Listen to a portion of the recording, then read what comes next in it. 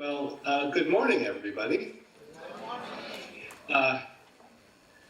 It's a bit surreal to be sitting with you here on the other side of the planet, but it's a great pleasure and an honor to be with you as well. And thank you, Sandy, for inviting me to be a part of this.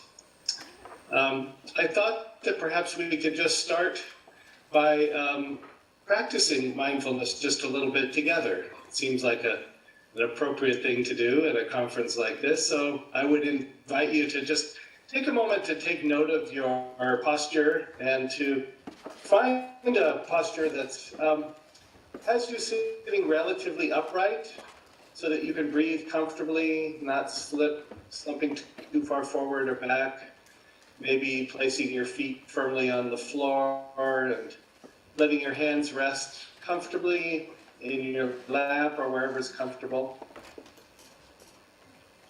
And if you'd like, you could allow your eyes to close or just soften your gaze and direct it downward at nothing in particular. Maybe taking note of the space you're in, the sounds of people moving about and settling in, maybe other sounds in the environment.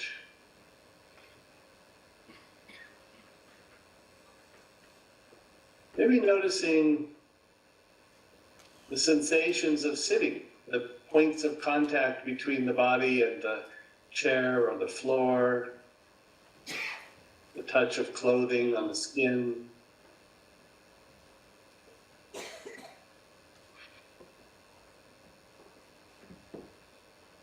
And maybe noticing breathing happening.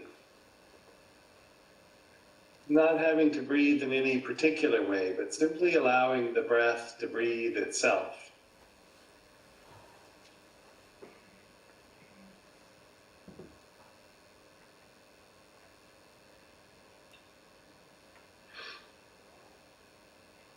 And perhaps on the next in-breath, allowing attention to follow your breath inside the body. And having a sense what it's like to be sitting here in this body in this moment.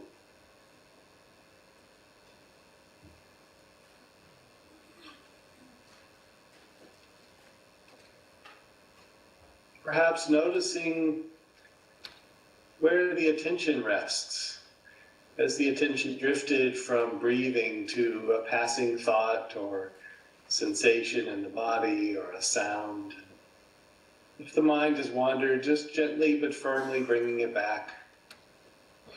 Even if it happens over and over, just gently but patiently inviting attention back to this moment, this breath,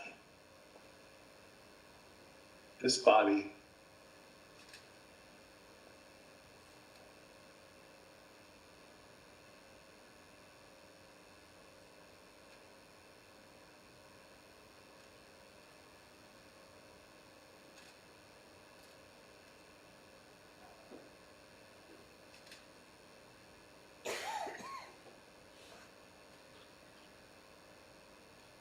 Noticing if thinking is happening.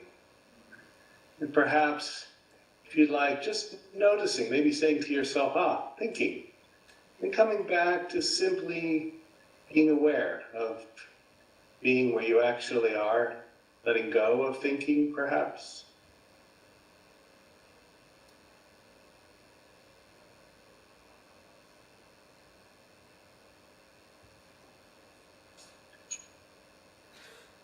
Maybe noticing the presence of some emotion, maybe curiosity, boredom, restlessness, sadness,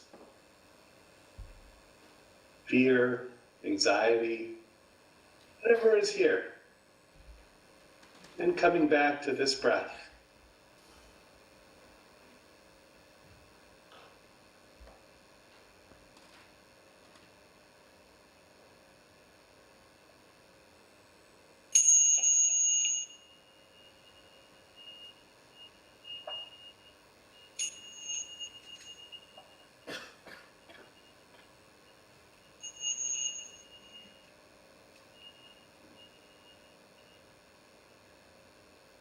And as you're ready, allowing your eyes to open and to bring your attention into the room.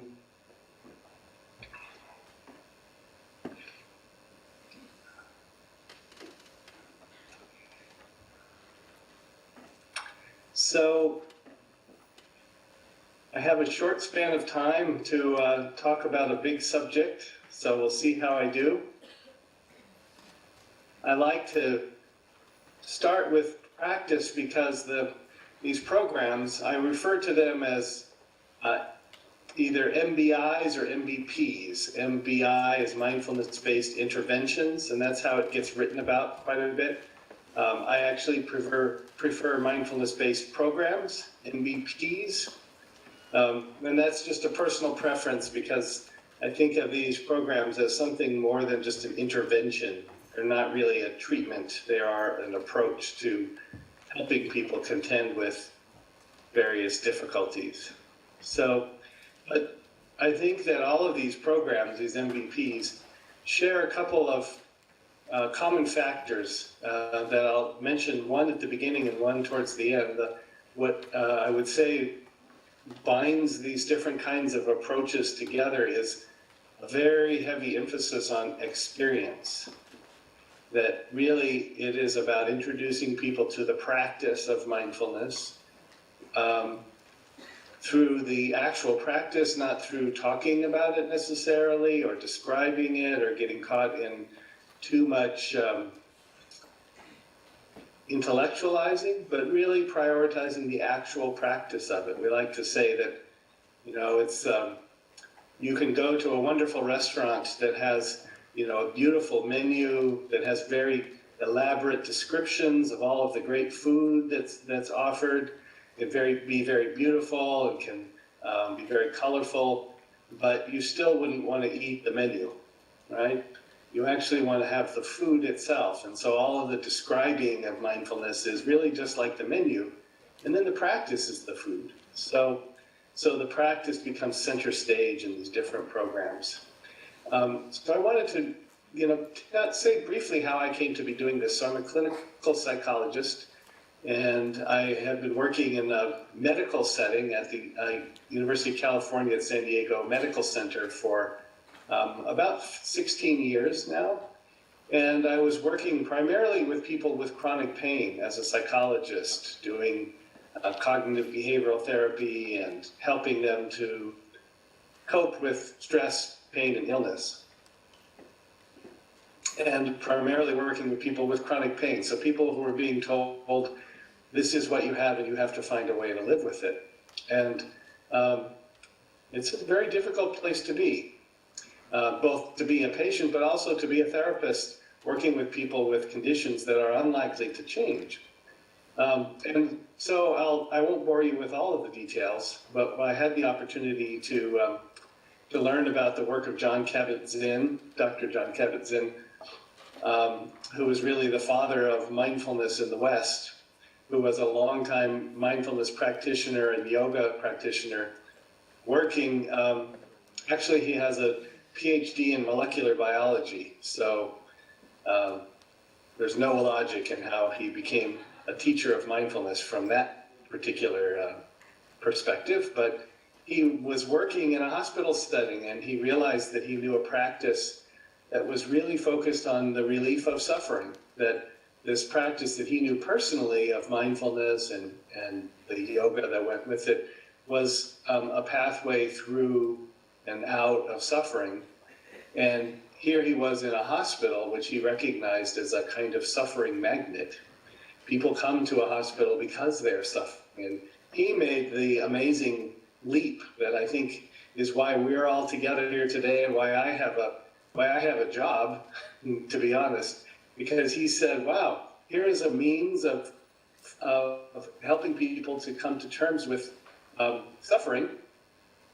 And here are people who are suffering. Well, why not put them together and see if we could actually specifically train them in these practices that would actually allow them to find some relief of their suffering. And that's where all of these mindfulness-based programs were born, was in that leap of saying not just a practice that had largely been engaged in as a spiritual practice, that talked about the relief of suffering, but could you actually instrumentally apply it? Teach people to use this practice in their daily life, people who hadn't done it before, and have them actually yield a benefit from it. So, and he started with chronic pain patients and developed this program, Mindfulness-Based Stress Reduction. And that program, you're probably at least somewhat familiar with it. It's an 8-week-long training program in mindfulness. And I'll tell you a little bit about how it's structured. I thought it might be helpful for people to have a sort of an inside glimpse as to how this program is constructed. I'd like to spend a little time talking about MBSR, a little time talking about mindfulness-based cognitive therapy, which is the context by which I met Sandy, training teachers of MBCT. And then I'd like to kind of wrap up by talking a little bit about mindful self-compassion, which is something very close to my heart, literally, no pun intended. So, but one thing that happens is people are new to mindfulness practice. We teach, we bring them into this classroom and we say, this is mindfulness-based stress reduction. This was another brilliant move on John's part to frame this not as some kind of an esoteric, spiritual, contemplative practice, but as stress reduction. It's a stress reduction class. What was brilliant about that is all of us are willing to admit to stress. We may not always want to say that we suffer, but I think most of us are kind of okay with saying, oh, I have stress in my life. And so people would come to this and say, well, I don't really get it. How is being present, watching your breath, meditating, how does that help me with my chronic pain, or my stressful life, or my difficult relationship?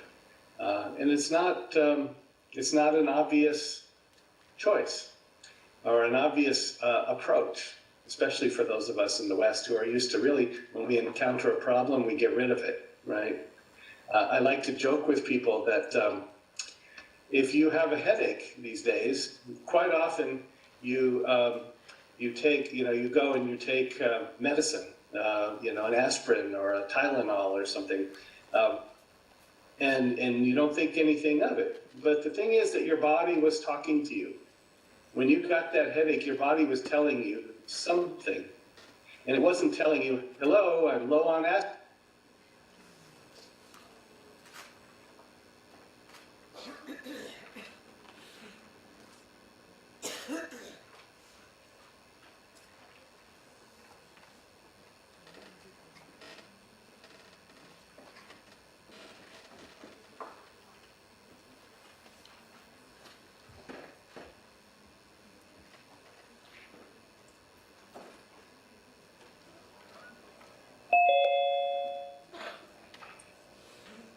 Oh, here. I'm back. Okay. Sorry about that. I don't know what happened. So we get disconnected from our bodies. We don't often turn to them and listen to them. We actually get in, we struggle with them, especially when they give us difficulty. So he was inviting people whose bodies were giving them difficulty with chronic pain or cancer or other medical problems, and saying, I wonder if you could cultivate a different relationship with your body where you could actually be with it and not be trying to get away from it. And could you actually even be kind to yourself? So he developed this program that I'd like to just tell you a little bit about how it's put together, and then I'll talk a little bit about what we learned from it. So the program's 8 weeks long. It is focused on practice. So every single session has more, each session is 2.5 hours long, and probably more than half of each session is devoted to mindfulness practice. The very first week of MBSR, one of the main mindfulness practices is what's called a body scan, where we have people for 30 to 40 minutes lying down, essentially just moving their attention through the body systematically from the left big toe, up both legs, up the torso, up to the head, really just practicing.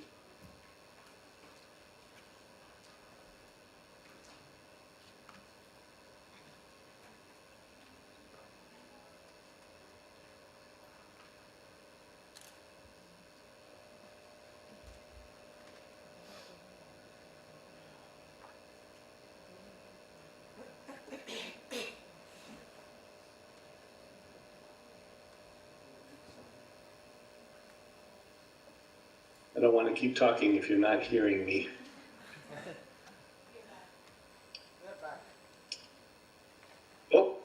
Oh, I'm back. Okay. Sorry about that. So we start to help people learn that we can actually direct our attention here and there. We can move our attention back to the present moment. What's the most striking thing for most people when they learn mindfulness, and this may be true for you if you've learned mindfulness, is that we learn that the mind wanders. So I wonder if during that opening meditation that I did, how many of you noticed that your mind wandered during the meditation? Raise your hands. Okay. All right. If anybody didn't raise their hand just now, it's because your mind was wandering when I asked the question. Okay. So there's an interesting statistic. We actually learn that we know that people's minds wander about 46.9% of the time. I sometimes ask people to estimate, how much your mind wanders. So close to half the time our mind wanders, and this was as a result of a very interesting study that you may want to look up if I can remember the author's name. Killingsworth et al. In the journal Science. They gave about 2,500 people smartphones, and they sent them off into their days, and for a whole period of time, they would send them text messages at random times throughout the day, and they would ask them 3 questions. They asked, what are you doing right now? Is your attention on what you're doing? And how happy or satisfied are you feeling? Very interesting questions. So here's what they learned. Number one, they learned that 46.9% of the time, people's attention was not on what they were doing. So that's where I got that number for how often our mind wanders. The second thing that they noticed was that people's mind wandered about the same no matter what the activity was. So it could be something pleasant, it could be something neutral, it could be something unpleasant. There was only one activity that stood out from all of the rest that people reported being much, much more present for than any of the others. You might think about what that activity was. Usually I take a survey of the group, but in the interest of time, I'll just tell you that that activity was sex, which for me always makes me wonder who were the people answering the text messages to that effect. So the third point that they learned was the most interesting one, I think. What they learned was if you wanted to predict how happy or satisfied a person was, you were better off looking at whether or not their attention was on their activity than whether the activity was pleasant or unpleasant. So think about that for a second. What it means is that we are happiest and most satisfied when we are present for our lives, regardless of what's going on in our lives. So it's more important not that we are doing pleasant things, but that we are present for all of the things that we do. So this is a very strong case for why mindfulness leads to well-being. Because being present to our experience, even when it's difficult, is better for us. We actually derive more satisfaction than whether or not the thing itself is pleasant. And this answers a very fundamental question that many people ask when they come to an MBSR course, when they've got pain, or they've got illness, or something bad has happened to them, or they've lost someone. They say, why in the world would I want to pay attention to this? This is awful, this is painful, this is difficult. But this is why, that when we are actually present to things, we actually feel more actually at ease and satisfied. We can actually bring all of our resources to bear on our problems. We're not trying to avoid and push them away. We're not getting stuck in them and all tangled up. We're just contending with them. As one of my patients said, who took MBSR, he said, I fought my way to the top of my field. I used to wrestle when I was in school. I've always been a fighter, and when I got this injury and this chronic pain, I fought with it for 15 years. And he said, when I started to practice mindfulness in MBSR, I actually learned that it was possible for me to dance with my pain. It's pretty remarkable, I think, if you think about the difference between dancing with your pain and fighting your pain. The pain is going to be there either way. Can't tell if I'm still being heard. Oh, no? Okay. All right. I'll assume that you can continue to hear me. Sorry if this technology doesn't come through for me. So, okay. It freezes up every once in a while, so I can't tell. All right, thank you. That's good to know. So this program, MBSR, over the course of 8 weeks, people learn, oh, I can actually direct my attention. Oh, I actually can notice my mind wandering and bring it back. We actually gain some control because we have a sense of how our mind works. And we actually learn that it's beneficial to notice everything, including the negative. Even the unpleasant can be helpful. We actually have people do a little calendar we call the unpleasant events calendar. We do a pleasant events and unpleasant. People note one event a day that was pleasant, and then what did they think? What did they notice in their body? What were the emotions that were present? And they unpack their experiences, and then they do the same with unpleasant events the next week. They begin to see that events are just sort of fleeting phenomena that come and go. All of these are sort of foundational to mindfulness. I'm presuming you have talked about more of a definition of mindfulness in your conference, but I like to say it's the moment-to-moment non-judgmental awareness. It's kind of a shorthand for mindfulness. So we actually invite people to work with difficulty as we move along through the 8 weeks. And we start to talk about how the possibility exists that when stress arises, when difficulty arises, we are most often on autopilot, right? We are conditioned to just react to things. But actually mindfulness allows us to both react, but also to respond, to actually notice something coming up and actually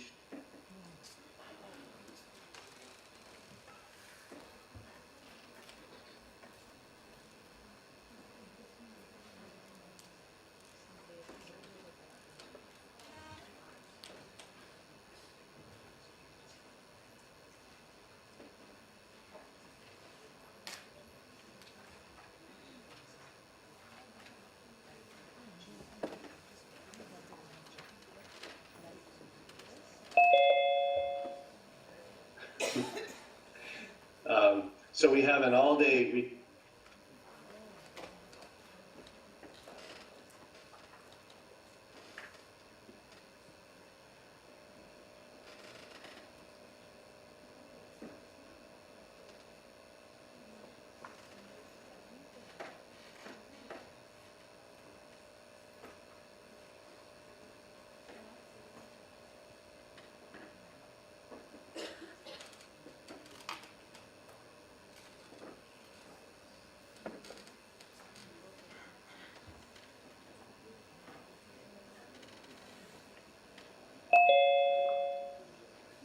okay.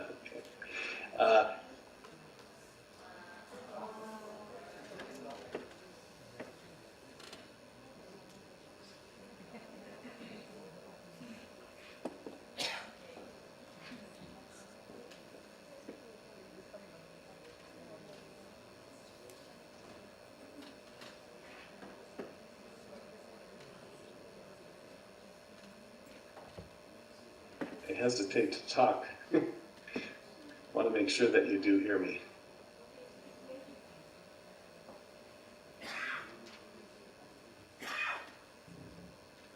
I'm going to take a chance and think that you might hear me right now.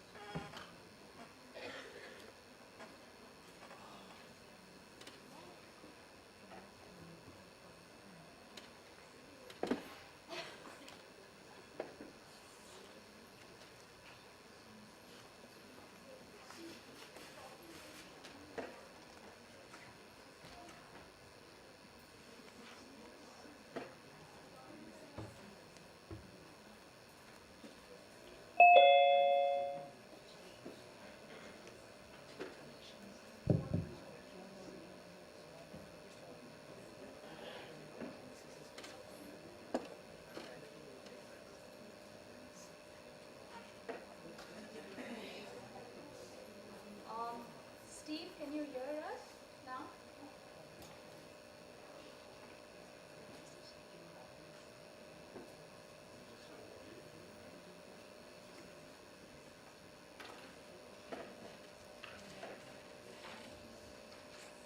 As we are waiting for the connection and getting that back, if there are any questions that are coming to your mind, and if we get Steve back, maybe we can take that time to just see where we are with the material we've just heard, and see if there is any question. Oh, we're back. Okay, we're back.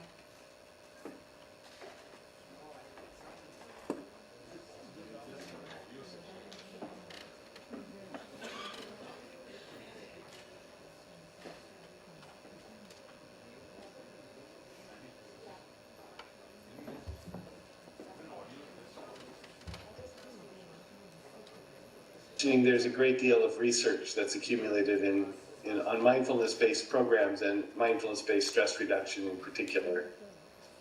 And it's being taught worldwide, basically, although surprisingly enough, not a lot in India yet, but maybe we'll change that soon. People are teaching it in hospitals, in mental health clinics, in the community in various places, all over the place. So I want to briefly say something about mindfulness-based cognitive therapy, which is really based on a similar model. They've actually drawn structure of MBCT from MBSR. Zindel Siegel, Mark Williams, and John Teasdale.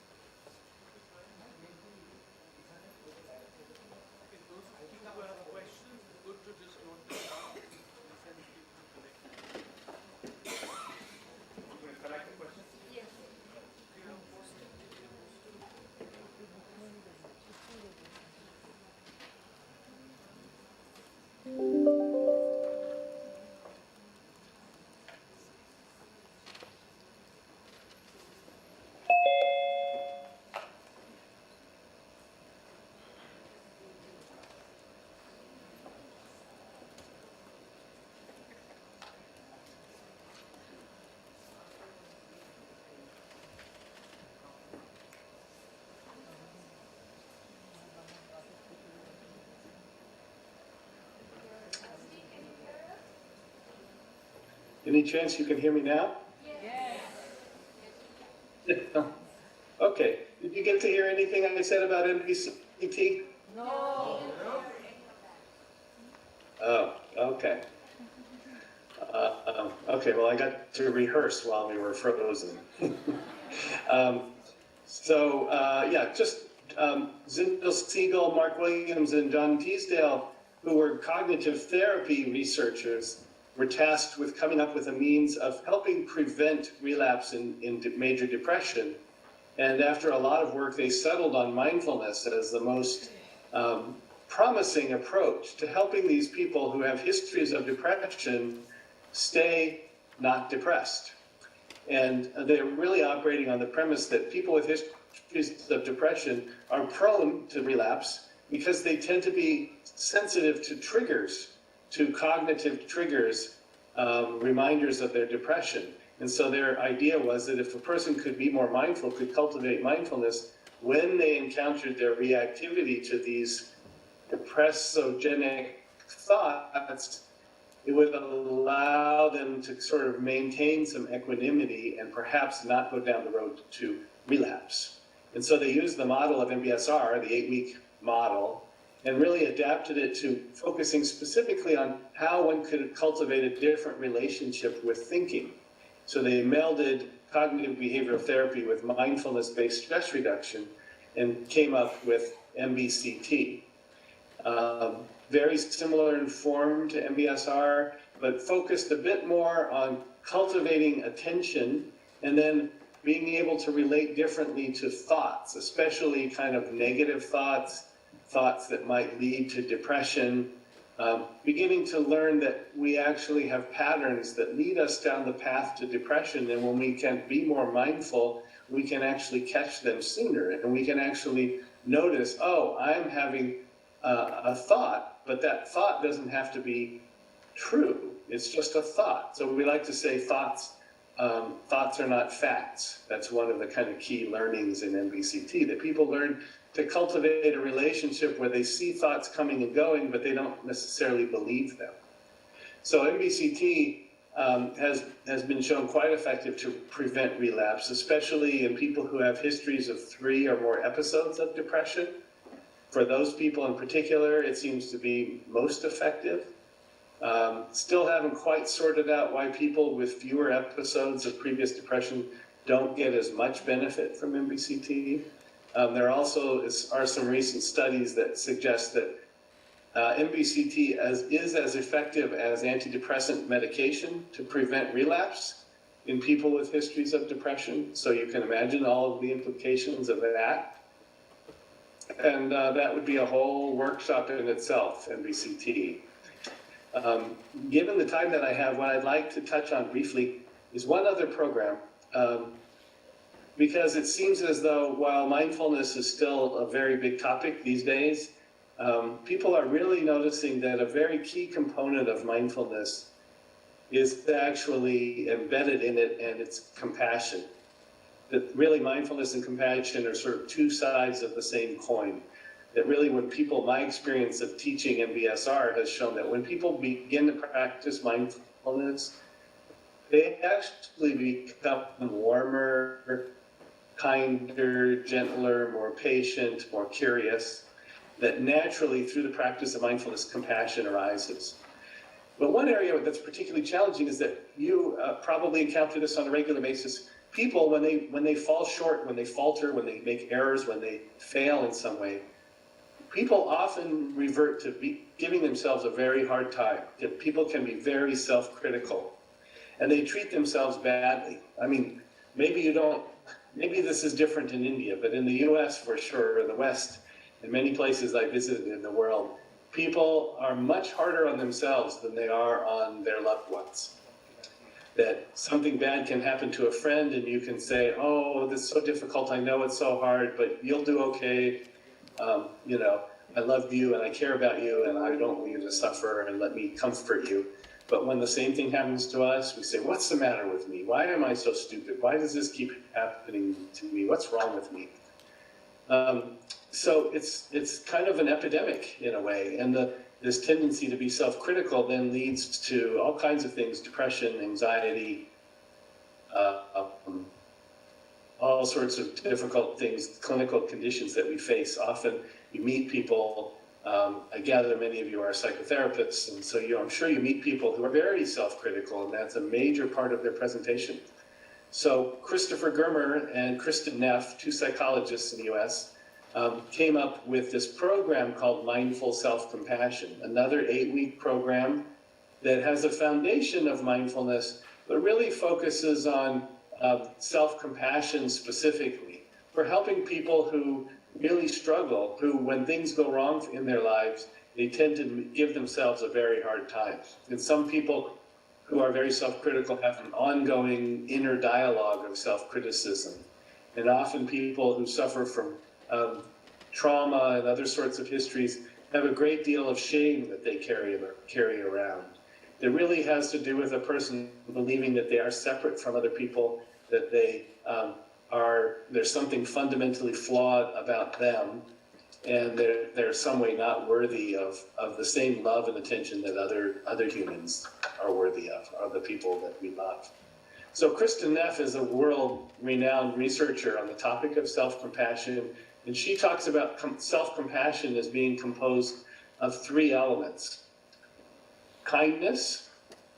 self-kindness, common humanity, and mindfulness. So in order for us to be kinder to ourselves, first of all, we have to actually notice that we're struggling or suffering, and that's the mindfulness component.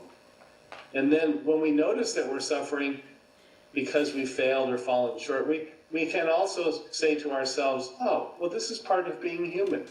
Everybody fails. Everybody falls short sometimes. Everybody loses the race sometimes. We are not perfect. We are all flawed. And this is just part of the human experience. So this is the common humanity piece.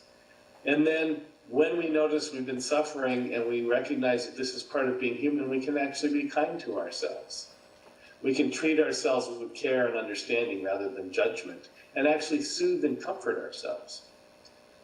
So one could say this happens spontaneously in practice of mindfulness and learning to be more mindful, but quite often people really need specific training in how to be kinder to themselves.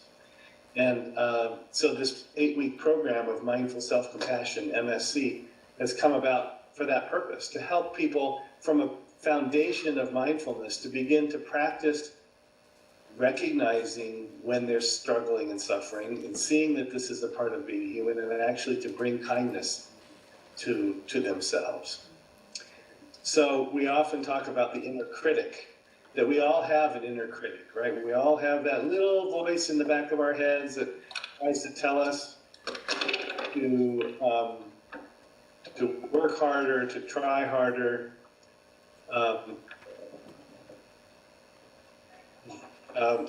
Sorry, got a little distracted there.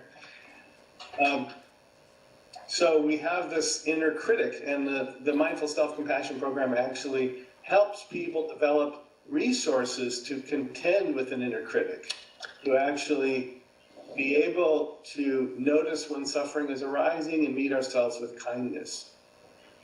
So this comes about in a number of ways in the MSC program. One way is that we have a practice that helps people to actually make change by recognizing that our inner critic is really just a part of us that's trying to keep us safe, but is doing a very poor job of it. And so we learn to kind of meet that inner critic with kindness, and to actually hear what it's trying to tell us, to thank it, and then to redirect our attention to moving in important directions to make change for ourselves. So that if we have a behavior we would like to change, like let's say we eat too much or we smoke, and this is a behavior we'd like to change. And now when we engage in that behavior, we say, what's wrong with you? Why do you keep smoking? You're so weak. You know, there's something wrong with you that you're doing this. You've just got to knock it off. And you know, you must be flawed that you keep doing this, which is not helpful at all, but that voice is trying to get us to change. So what we're doing in the practice of self-compassion is saying, okay, voice, I realize you are trying to keep me safe, but actually, you know, it's not working out so well. So I'd like to thank you for trying, and I'm actually going to see if I can motivate myself out of kindness by developing the ability to say to myself, you know, I love you and I don't want you to suffer. The same thing we would say to a friend. Could we learn to be kind to ourselves and to say, I wonder if there's a way in which you can change so that you won't suffer in this way, or so that you will be healthier. So this is just a little bit of a glimpse into the Mindful Self-Compassion program. And the program has been around for about 3 or 4 years. We now have 700 or 800 teachers of it around the country, around the world, actually. A pretty transformational process that really allows, a transformational program that allows people to really contend with difficult self-critics in their lives.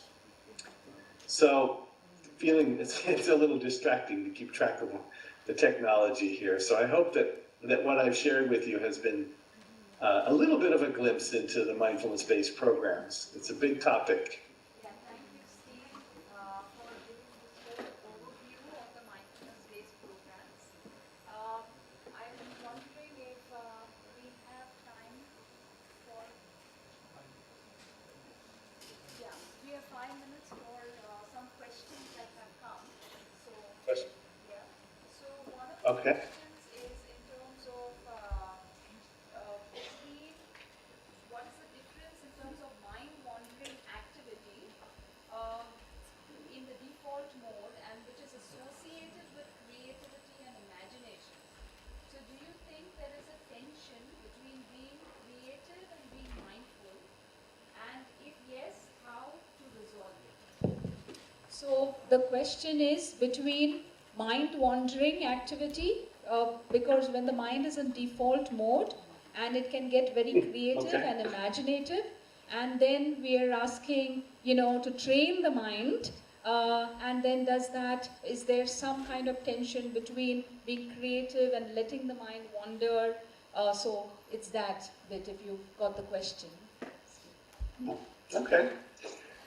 Good. That's a great question. I think, the default mode is a topic in and of itself, but that's this set of structures of the brain that engage when our mind is wandering.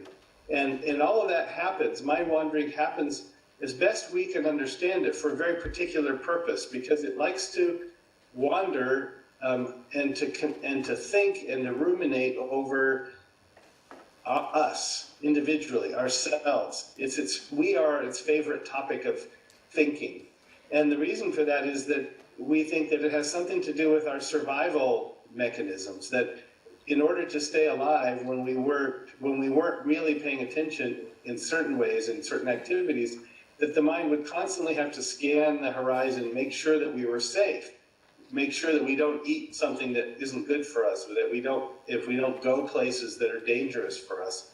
So this mind-wandering activity was kind of a scanning activity.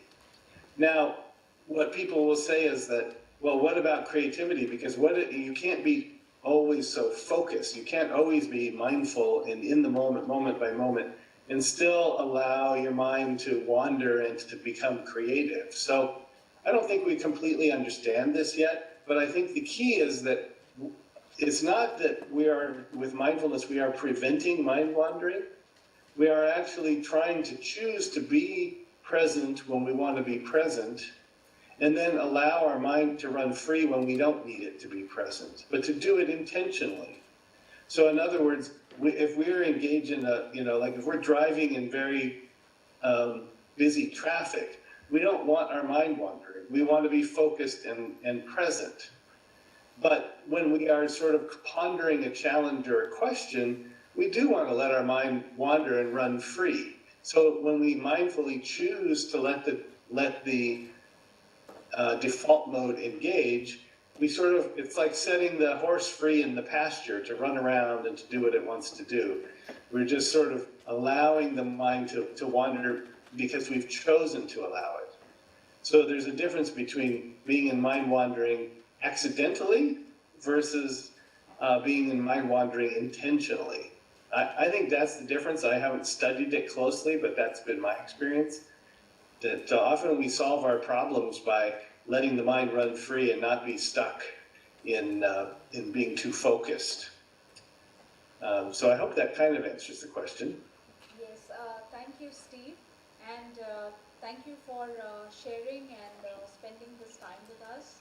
I think right now we are ready for our next session. So thank you for joining us and being part of this conference. Thank you so much. Thank you. Thank you for having me. It was a pleasure.